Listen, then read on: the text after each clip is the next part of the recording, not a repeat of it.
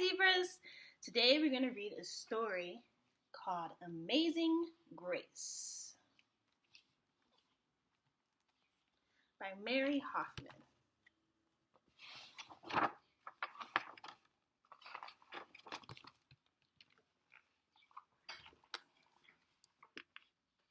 Grace was a girl who loved stories.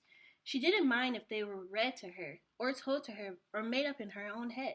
She didn't care if they were from books or movies or out of Nana's long memory. Grace just loved stories. And after she had heard them, and sometimes, wow, they were still going on, Grace would act them out. And she always gave herself the most exciting part.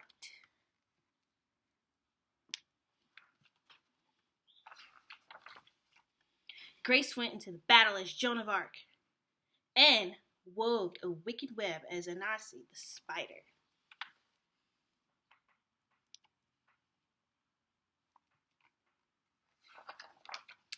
She hid inside the wooden horse at the gates of Troy. She went exploring for lost kingdoms. She sailed the 7 seas with a peg leg and a parrot.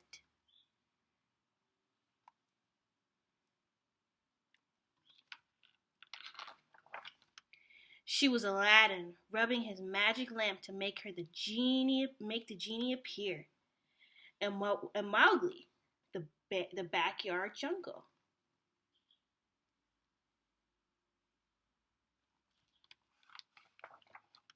Most of all, Grace loved to act out adventure stories and fairy tales. When there was no one else around, Grace played all the parts herself. She set out to seek her fortune, with no companion but her trusty cat, and found a city with streets paved in gold.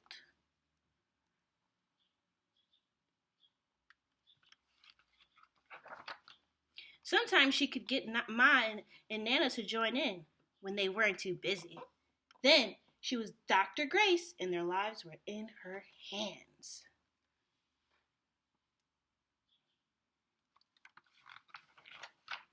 One day, Grace's teacher said they would do a play, Peter Pan. Grace knew who she wanted to be. When she raised her hand, Raj said, "You can't be Peter, that's a boy's name." But Grace kept her hand up.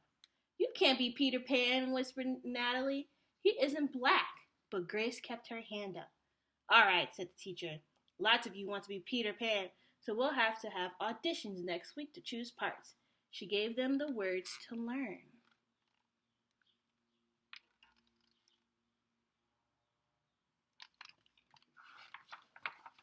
When Grace got home, she seemed sad. "What's the matter?" asked Mom. "Raj said that I couldn't be Peter Pan because I'm a girl."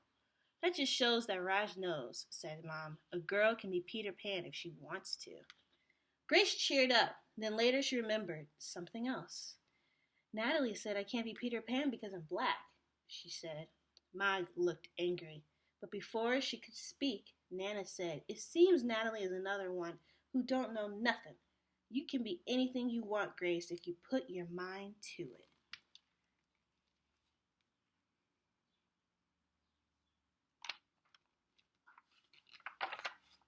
On Saturday, Nana told Grace they were going out. In the afternoon, they caught a bus and train into town. Nana took Grace to a ground theater. The sign outside read, "Rosalie Wilkins in Romeo and Juliet," in sparkling lights. "Are we going to the ballet?" Nana asked Grace. "We are, honey, but first I want you to look at this picture." Grace looked up and saw a beautiful young ballerina in a tutu. Above the dancer it said, "Stunning New Juliet."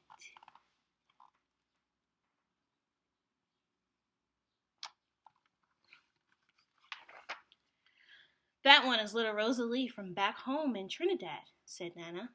"Her granny and me, we grew up together on the island. She's always asking me, do I want tickets to see her Rosalie dance? So, this time I said yes." After the ballet, Grace played the part of Juliet, dancing around in her room in the imaginary tutu. "I could be anything I want," she thought.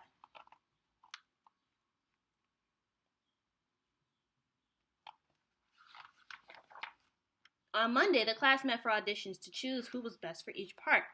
When it was Grace's turn to be Peter, she knew exactly what to do and all the words to say. She had been Peter Pan all weekend. She took a deep breath and imagined herself flying. When it was time to vote, the class chose Raj to be the Captain Hook and Natalie to be Wendy. There was no doubt who would be Peter Pan. Everyone voted for Grace. You are fantastic, whispered Natalie.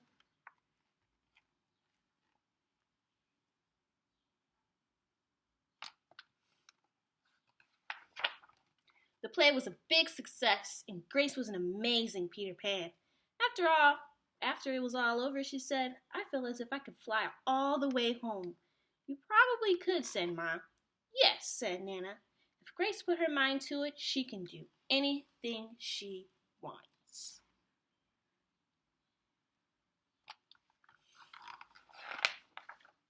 The end. You guys have a wonderful rest of your day. See you tomorrow. Bye, zebras.